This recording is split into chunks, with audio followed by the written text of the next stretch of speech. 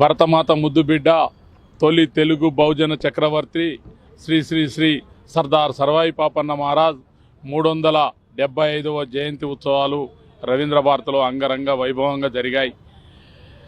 దేశవ్యాప్తంగా ఉన్నటువంటి గౌడులు, ఈడిగలు, బండారి, కలాలి, కల్చూరి, ఈళవ, యజవ, అహ్లువాలియా, జైస్వాల్స్ ఇట్లా వివిధ పేర్లతో ఉన్నటువంటి టాడీ ట్యాపర్స్ అందరినీ కూడా ఈ కార్యక్రమానికి తీసుకువచ్చాం.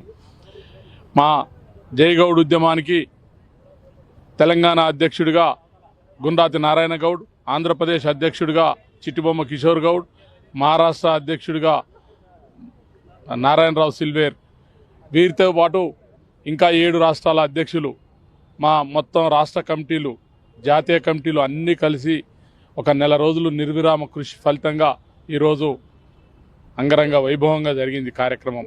ఈ కార్యక్రమానికి ముఖ్య అతిథులుగా వివిధ రాష్ట్రాల నుంచి పాటు మనకు పిసిసి అధ్యక్షులు బొమ్మ మహేష్ కుమార్ గౌడ్ గారు, మంత్రివర్యులు పొన్నం ప్రభాకర్ గౌడ్ గారు, మాజీ మంత్రివర్యులు శ్రీనివాస్ గౌడ్ గారు, మాజీ ఆంధ్రప్రదేశ్ మంత్రివర్యులు జోగి రమేష్ గౌడ్ గారు, మాజీ ఎంపీ భరత్ కుమార్ గౌడ్ గారు, మధుయాస్కి గౌడ్ గారు, తర్వాత గౌడ సంఘాల నాయకులు అందరూ కూడా ఈ కార్యక్రమంలో పాల్గొన్నారు.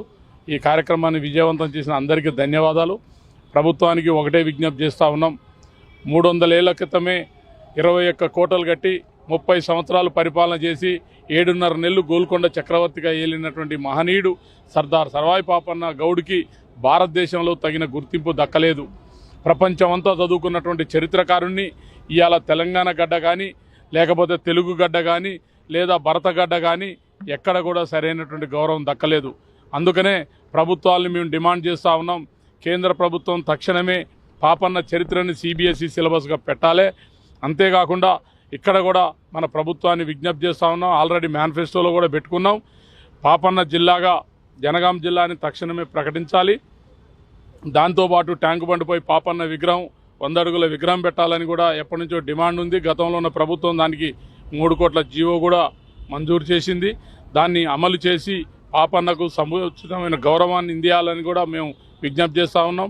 దాంతోపాటు కూడా పాపన్న చరిత్ర తెలుగు రాష్ట్రాల్లో కూడా ఆయన చరిత్రను పాఠ్యాంశంగా పెట్టాలనే డిమాండ్ తోటి దేశవ్యాప్తంగా మేము అందరికి కూడా ప్రచారం చేస్తూ తిరుగుతూ ఉన్నాం. దానిలో భాగంగా ఈరోజు కార్యక్రమం మంచి విజయవంతమైనందుకు అందరికీ ధన్యవాదాలు.